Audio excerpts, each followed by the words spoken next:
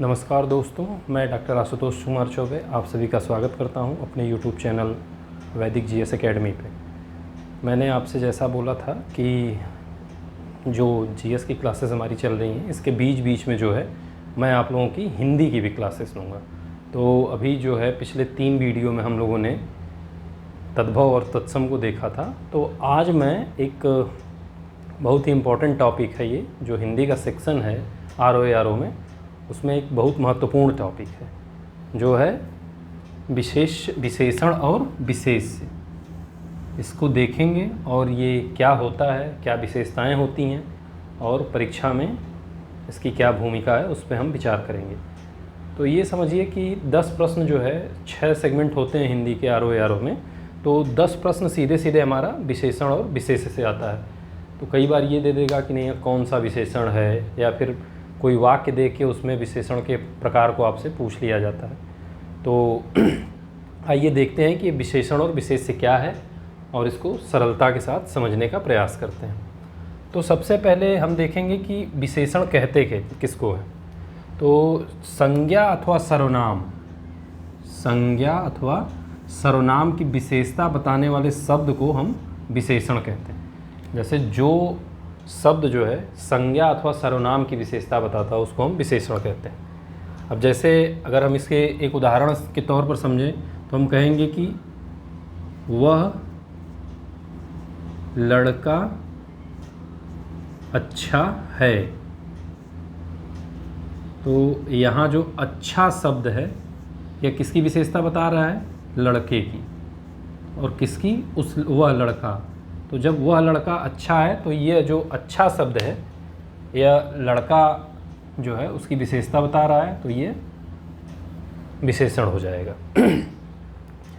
अब 2-3 चीज़ें और हैं इसमें, उसको हम देखते हैं। सबसे पहली चीज़ है विशेष्य, यानी जिसकी विशेषता बताई जाए उसे हम कहते हैं विशेष्य।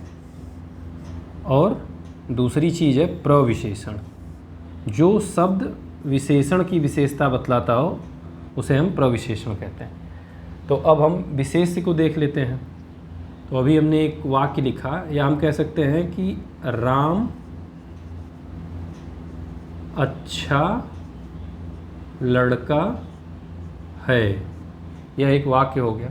तो इसमें जो है किसकी हम विशेषता बता रहे हैं? राम की।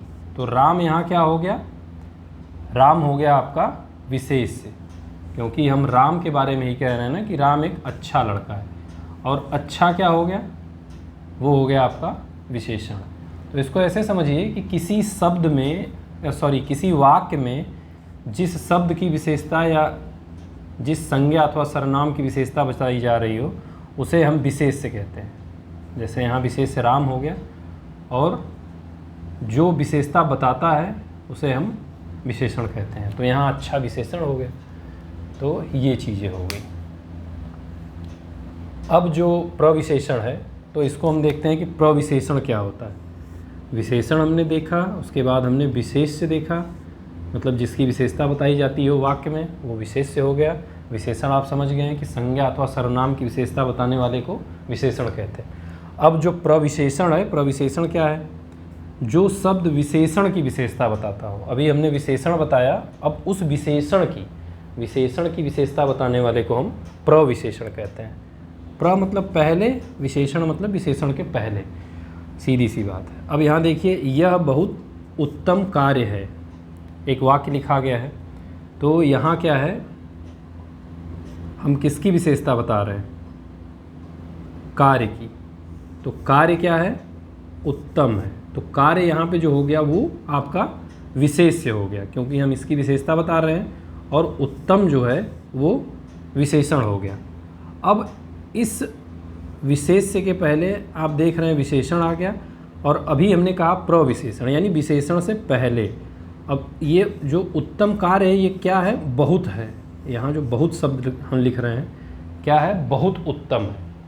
तो ये जो उत्तम से पहले बहुत शब्द यूज हो रहा है, ये आपका हो गया प्रविशेषण।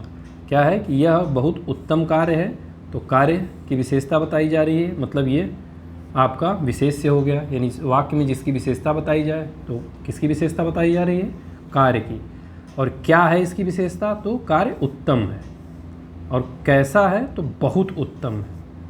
तो ये प्रविशेषण हो गया। अब आप समझ गए होंगे कि ये प्रविशेषण बहुत उत्तम जो है आपका विशेषण और कार्य विशेष हो गया।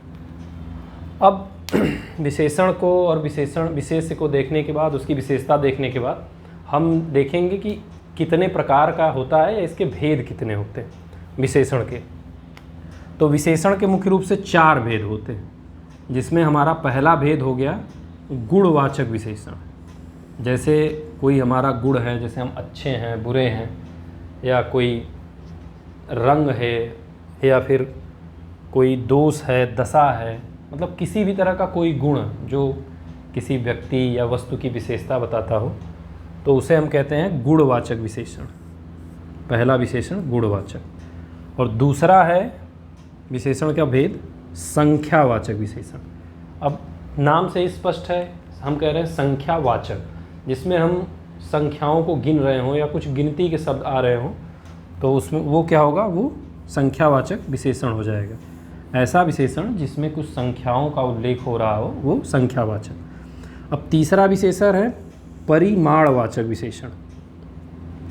परिमाण का मतलब हो गया मात्रा या क्वांटिटी, जिसको हम कहते हैं कि कुछ एक निश्चित मात्रा दी गई हो। जैसे हम कहते हैं 2 किलो, 4 किलो, आधा सेर, 5 सेर, तो कुछ एक मात्रा का बोध हो रहा है, तो वो परिमाणवाचक हो गया। संख्या में देखिए क्या है कि आपको एक गिनती दिखेगी, नंबर दिखेगा संख्यावाचक विशेषण में, और परिमाणवाचक में कुछ मात्रा या क्वांटिटी दिखेगी, उसमें नंबर नहीं होगा। इस भेद को भी आपको समझना है। और चौथा विशेषण क्या है? सार्वनामिक विशेषण, जो सर्वनाम की विशेषता बताता हो।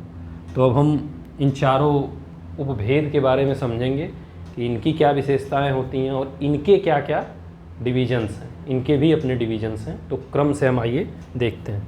तो सबसे पहला हमने बताया था आपको गुणवाचक विशेषण। जिन विशेषण शब्दों से संज्ञा अथवा सर्वनाम, ध्यान दीजिएगा कि जिन विशेषण शब्दों से संज्ञा अथवा सर्वनाम शब्द के गुण और दोष, यहाँ गुण दोष भले लिखा है, इसमें बहुत सारी विशेषताएं हो सकती हैं, गुण दोष के अलावा भी बहुत सारी विशेषता है, उनका बोध होता हो, गुण दोष इत्यादि का बोध हो, उसे हम गुणवाचक विशेषण कहते हैं। अब इसके कुछ भेद को आइए हम देख लेते हैं कि क्या क्या भेद हो सकते हैं। तो पहली चीज़ तो देखिए गुण है। जैसे किसी का गुण हो सकता है कि वह विद्वान आदमी हो, तो हम कहते हैं विद्वान व्यक्ति। कोई शांत स्वभाव का हो, तो उसका शांत रहना भी उसका एक गुण है, तो हो सकता है शांत व्यक्ति। अब कुछ दोष हो सकते हैं किसी व्यक्ति में। जैसे कोई व्यक्ति क्या है, हम कह सकते हैं कि यह दुष्ट लड़का है, तो दुष्ट क्या है? दोष है, और लड़के की विशेषता बता रहा है, तो ये हो गया गुणवाचक। या हम कह दें कि यह लड़की बुरी है, तो बुरा या बुरी होना एक विशेषता है, तो क्या है? एक गुण है, और गुण जब विशेषण के रूप में आ रहा है तो गुणवाचक है। फिर कुछ भाव हो सकते हैं, जैसे कायर, वीर, डरपोक। हम कहें यह लड़का कायर है, तो कायर एक विशेषता है, और किस टाइप की विशेषता है? गुण हो सकता है, एक भाववाचक गुण है ये। उसके बाद कुछ दशाएं हो सकती हैं, जैसे पतला, मोटा, सूखा, गाढ़ा, तो ये भी जो है गुणवाचक विशेषण का भेद होगा। हम कह सकते हैं कि पतला लड़का, मोटी गाय, सूखा पत्ता, गाढ़ा रस, कुछ भी इस तरह से बन सकता है। इसके बाद आकार हो सकता है, एक विशेषता आकार है। कोई वस्तु गोल हो सकती है, नुकीली हो सकती है ना, तीक्ष्ण हो सकती है यानी धारदार हो सकती है, भौंडा हो सकता है, तो वो भी एक क्या है? गुण है। उसके बाद रंग हो सकता है, एक विशेषता। जैसे मान लीजिए हम कहें कि कोई हरा कलर है या नीला कलर है, तो रंग विशेषता हो सकती है। उसके बाद एक गुण क्या है? दिशा। जैसे हम कहें उत्तर, दक्षिण, पूर्व, पश्चिम, तो ये कहने का मतलब ये है कि विभिन्न तरह के जो गुण हो हैं, इन गुणों के आधार पे जो विशेषण का निर्माण होता है, उनको हम गुणवाचक विशेषण कहते हैं। अब जो विशेषण का दूसरा प्रकार है वो है परिमाणवाचक। परिमाण का मतलब हो गया क्या? मात्रा अथवा कुछ नाप तोल जिन वस्तुओं की हम कर सकते हैं, वो हमारा परिमाण होता है, या क्वांटिटी जिसको हम कहते हैं। तो अब परिमाणवाचक विशेषण के भी दो भेद होते हैं। पहला होता है निश्चित परिमाणवाचक और दूसरा है अनिश्चित परिमाणवाचक। अब निश्चित परिमाणवाचक की जब हम बात कर रहे हैं तो कुछ निश्चित संख्या या नंबर की बात यहाँ होगी, ये आप ध्यान दीजिएगा कि इसमें कुछ निश्चित नंबर होगा। जैसे हम कह सकते हैं कि 4 किलो, 2 मीटर, 1 वर्ग मीटर।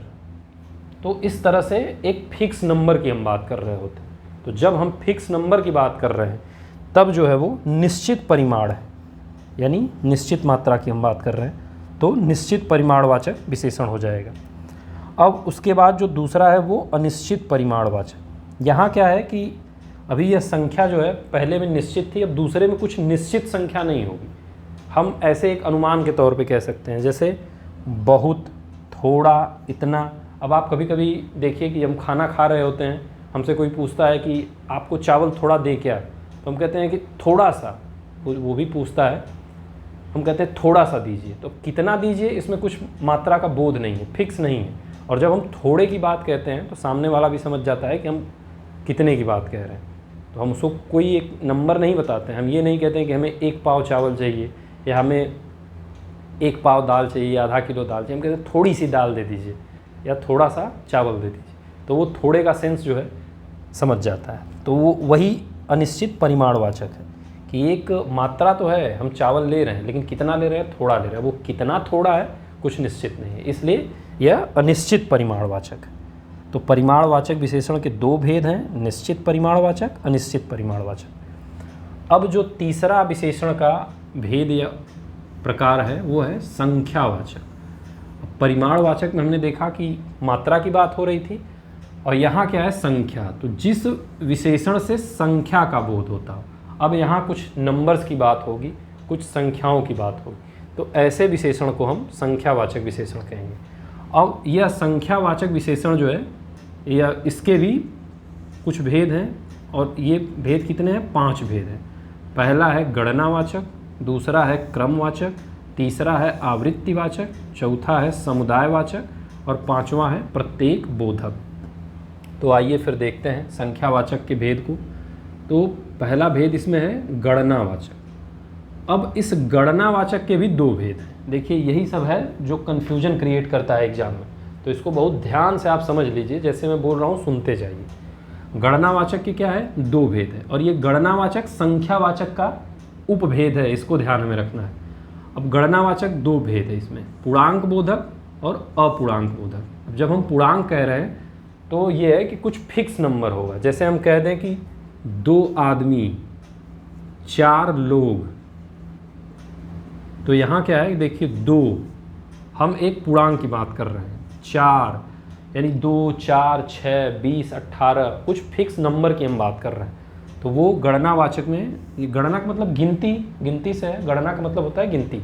तो जिन विशेषण में, गणनावाचक विशेषण में कुछ नंबर को हम गिन सकें, वो होगा आपका पूर्णांक बोधक विशेषण और गणनावाचक का एक भाग है ये। अब गणनावाचक का जो दूसरा उपभाग है या भेद है वो है अपूर्णांक बोधक, यानी पूर्णांक, इसमें कोई नंबर नहीं होगा। अब जैसे है कि आधा, चौथाई, तिहाई, जैसे हमसे कोई कहे कि नहीं आधा हिस्सा हमारा है या चौथाई हिस्सा हमारा है, तो यह क्या है, गणना तो हो रही है लेकिन इसमें कुछ निश्चित नंबर नहीं। हम ये जो है एक अनुमान है या अपूर्णांक बोधक है, ये पूर्णांक नहीं। जैसे कोई फिक्स नंबर नहीं है, 1, 2, 3, 4, 5 नहीं है। इसमें क्या है, आधा, चौथाई, तिहाई, यह जो है अपूर्णांक है। तो ये गणनावाचक का दूसरा उपभेद हो गया। अब संख्यावाचक का जो दूसरा प्रकार है वो है क्रमवाचक। क्रमवाचक का मतलब सीधे आप समझ लीजिए कि कोई क्रम आ रहा होगा। जैसे हम कहते हैं ना कि पहला, दूसरा, तीसरा, एक क्रम है इसमें। तो जिस विशेषण में आपको ये क्रम दिखाई दे, जैसे हम कहते हैं कि पहली बस चली गई या पहली गाड़ी, स्टेशन से पहली गाड़ी कब जाएगी, तो वहाँ एक क्रम आ रहा है, यानी कई गाड़ियाँ जा रही हैं, इसका मतलब पहली, दूसरी, तीसरी, तो एक क्रम है। तो ये क्रमवाचक विशेषण हो जाएगा। अब जो संख्यावाचक विशेषण का तीसरा भेद है वो है आवृत्तिवाचक। अब आवृत्ति का मतलब दोहराव से है यहाँ पे, जैसे होता है ना कि किसी चीज़ का बार बार दोहराव हो रहा है, तो देखिए यहाँ दोहराव हो रहा है, दूना, तीगुना, दोबारा, तिबारा, एक किसी चीज़ को हम बार बार कर रहे हैं। जैसे होता है ना कि हम तिबारा जाएंगे या हम तिबारा खेलेंगे या हमें दोबारा नहीं चाहिए या हमें दूनी मेहनत करनी है परीक्षा के लिए या हमें तिगुनी मेहनत करनी है। तो ये क्या है, कई बार चीज़ें रिपीट हो रही हैं, तो उसमें एक आवृत्ति आ रही है, तो यही आपका आवृत्तिवाचक विशेषण है। अब इसका चौथा भेद जो है वो है समुदायवाचक। अब इसमें कुछ लोग होंगे, समुदाय का मतलब हो गया एक से अधिक लोग होंगे। जैसे हम कहें दोनों लड़के अच्छे हैं, या तीनों कुत्ते काले हैं, या फिर चारों गाय नीली हैं। तो एक समुदाय या एक समूह का बोध जब होगा तो वह समुदायवाचक विशेषण हो जाएगा। अब संख्यावाचक का जो पांचवा भेद है वो है प्रत्येक बोधक। अब इसका एक आसान क्लू ये है कि इसमें आपको एक, प्रत्येक, हर एक ऐसा कुछ न कुछ जोड़ के आएगा। जैसे हम किसी चीज़ को कहते हैं कि यहाँ उपस्थित हर एक बच्चा गणित में तेज है, तो ऐसे वर्ड आपको मिलेंगे, स्पेसिफिक वर्ड जो आपको प्रत्येक बोधक का भान करा देंगे। अब जैसे हम कहें कि यहाँ उपस्थित प्रत्येक व्यक्ति जो है वह भारतीय है, तो देखिए प्रत्येक, हर एक, एक एक। अब हम कहें कि हम एक एक आदमी को जानते हैं, तो यहाँ क्या है कि प्रत्येक बोधक में एक विशेष शब्द जो है आ रहा है, इससे आप इसका अनुमान लगा सकते हैं। तो ये संख्यावाचक के 5 उपभेद हमने देखे। अब विशेष विशेषण का जो चौथा पार्ट है वो है सार्वनामिक विशेषण। अब सार्वनामिक विशेषण क्या है उसे हम देखते हैं कि जब पुरुषवाचक, जैसे मैं, आप, तुम, वह, एवं निजवाचक, जब हम कहते हैं जैसे स्वयं, खुद, निज मतलब अपना, अपने आप को छोड़कर जब अन्य सर्वनाम संज्ञा की विशेषता बताए तो वह सार्वनामिक विशेषण कहलाता है। जैसे हम कहते हैं कि यह आदमी, वह व्यक्ति, इस तरह की चीज़ें। अब सार्वनामिक विशेषण के भी 2 उपभेद हैं। पहला है मौलिक सार्वनामिक विशेषण और दूसरा है यौगिक सार्वनामिक विशेषण। तो मौलिक का मतलब हो गया जो मूल रूप से हो, यानी सर्वनाम मूल रूप से विशेषण बताते हों। जैसे हम कहते हैं कि यह आदमी चोर है, तो यहाँ जो यह है यह मौलिक सर्वनाम, इसे हम तोड़ नहीं सकते हैं, इसका भेद नहीं कर सकते हैं। या हम कहते हैं ये लोग भले आदमी हैं, तो यहाँ ये जो है वो सर्वनामिक। यानी आप यह समझिए कि जब हम किसी चीज़ को मौलिक रूप में कहते हैं, जैसे हम कहते हैं ना कि यह मेरी कलम है, जैसे मैं आपसे कहूँ कि यह मेरी कलम है, तो यह जो शब्द होगा वो आपका हो जाएगा मौलिक सार्वनामिक विशेषण। यानी आप एक अधिकार या दावे की बात कर रहे होते हैं, जहाँ आपको ये पता है कि नहीं ये चीज़ें फिक्स है कि यही है, इसके अलावा नहीं, यह मेरी कलम है। यानी मैं इस पे जोर दे रहा हूँ कि यह जो पेन है यह मेरी है, तो मैं बता रहा हूँ जोर देकर कि यह मेरी कलम है, तो वो सार्वनामिक, मौलिक सार्वनामिक विशेषण होगा। अब इसका जो दूसरा है वो भेद यौगिक सार्वनामिक। अब इसकी विशेषता है कि जो सर्वनाम प्रत्यय के योग से बनकर किसी संज्ञा की विशेषता बताते हैं। तो प्रत्यय का मतलब इसके साथ कोई न कोई एक वर्ड जुड़ा होगा। अब जैसे हम कहते हैं कि ऐसा लड़का, कैसा सामान, जैसे आप कोई आदमी कुछ या कोई लड़का कोई उद्दंडता कर रहा हो, आप कहते हैं कि ऐसा लड़का मैंने कभी जीवन में नहीं देखा। या आप किसी की विशेषता बता रहे होते हैं, कुछ अच्छाई है उस आदमी के अंदर या उस लड़के के अंदर, तो हम कहते हैं कि भाई ऐसा लड़का हमने नहीं देखा। तो हम एक पर्टिकुलर व्यक्ति को, और इसमें क्या है कि एक खास वर्ड जुड़ा होगा। जैसे हम कह रहे हैं ना कैसा सामान, जैसे आपसे कोई कहे कि अरे वो सामान दे देना, तो आप एक क्वेश्चन मार्क भी है। आप जैसे कह रहे हैं कि कैसा सामान, तो हम उससे पूछ रहे हैं, तो इसमें प्रत्यय क्या है, सामान, लड़का, ऐसा लड़का, ऐसी लड़की, तो ये चीज़ें इसमें जुड़ी होंगी। तो ये आपका हो जाएगा यौगिक सार्वनामिक विशेषण। तो विशेषण के यही मुख्य रूप से 4 प्रकार हैं। और अब इसमें एक छोटा सा और चीज़ है कि विशेष्य और विशेषण में संबंध क्या है, इसको देख लेते हैं। तो वाक्य में जो है विशेषण का प्रयोग 2 प्रकार से होता है। जैसे विशेषण को हम देखेंगे तो यह 2 रूपों में प्रयोग होता है। तो पहला जो प्रयोग का तरीका होता है उसे हम कहते हैं विशेष्य विशेषण। तो जो विशेष्य के पहले आने वाले विशेषण होते हैं उन्हें हम कहते हैं विशेष्य विशेषण। किसके पहले, विशेष्य की, यानी जिसकी विशेषता बताई जा रही हो। अभी हमने आपसे चर्चा किया कि जिसकी विशेषता वाक्य में बताई जाती है उसे हम विशेष्य कहते हैं। तो जब विशेष्य के पहले कोई विशेषण आता है तो उसको हम विशेष्य विशेषण कहते हैं।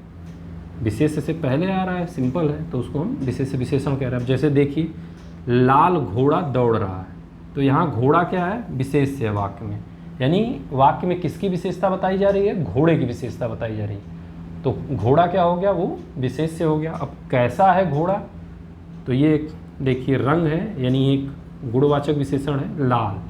तो जब हम विशेष्य से पहले विशेषण को लगाते हैं वाक्य में तो यह विशेष्य विशेषण कहलाता है। और दूसरा तरीका जो है वो विधेय विशेषण कहलाता है। इसमें क्या होता है कि विशेष्य के बाद और क्रिया से पहले आने वाले विशेषण को विधेय विशेषण कहा जाता है। अब विशेष्य मतलब फिर वही कि जिसकी विशेषता बताई जा रही हो उसके बाद आएगा और क्रिया के पहले आ जाएगा। अब जैसे इसे एक वाक्य से समझते हैं, यह जगह सूनी जान पड़ती, तो इसमें देखिए किसकी विशेषता बताई जा रही है, जगह की। और ये देखिए, और विशेषण क्या है, सूनी, यानी विशेष्य के बाद आ रहा है। इसमें जो लाल विशेषण था वो घोड़ा से पहले आ रहा था, तो यानी विशेष्य से जब पहले आया तो विशेष्य विशेषण। अब दूसरे वाक्य में देखिए कि जगह क्या है, विशेष्य है, विशेष्य के बाद आ रहा है शब्द, सूना या सूनी जान पड़ती है। तो ये सूना या सूनी जो है वो विशेषण हो गया। किसका विशेषण है ये, जगह, जगह के बारे में बता रहा है, तो यानी जगह का यह विशेषण, और वाक्य में बाद में आ रहा है, किसके, विशेष्य के। और ये जो देखिए क्रिया है, जान पड़ती है, तो इसके पहले, यानी क्रिया के पहले और विशेष्य के बाद में जब विशेषण आता है तो उसको हम विधेय विशेषण कहते हैं। और यही है, और मैं आशा करता हूँ कि आप चीज़ों को समझ गए होंगे। और अगर आपको कोई कन्फ्यूजन हो तो आप कमेंट में लिख सकते हैं, मैं आपको वो सारी चीज़ें फिर से बता सकता हूँ। तो फिलहाल ये विशेष्य विशेषण था। अब इसके बाद 4 सेगमेंट और हिंदी के हमारे बचते हैं, तो उनको भी हम धीरे धीरे इसमें देख लेंगे। और ये जो है मैं बेसिकली आपको RO के लिए बता रहा हूँ, और उसमें 10 नंबर इसका आता है, और थोड़ा सा टेक्निकल है, लेकिन एक दो बार अगर आप इसको ध्यान से फिर से रिवीजन कर लें या देख लें वीडियो को, तो आपको चीज़ें ज़्यादा आसानी से समझ में आ जाएंगी। धन्यवाद।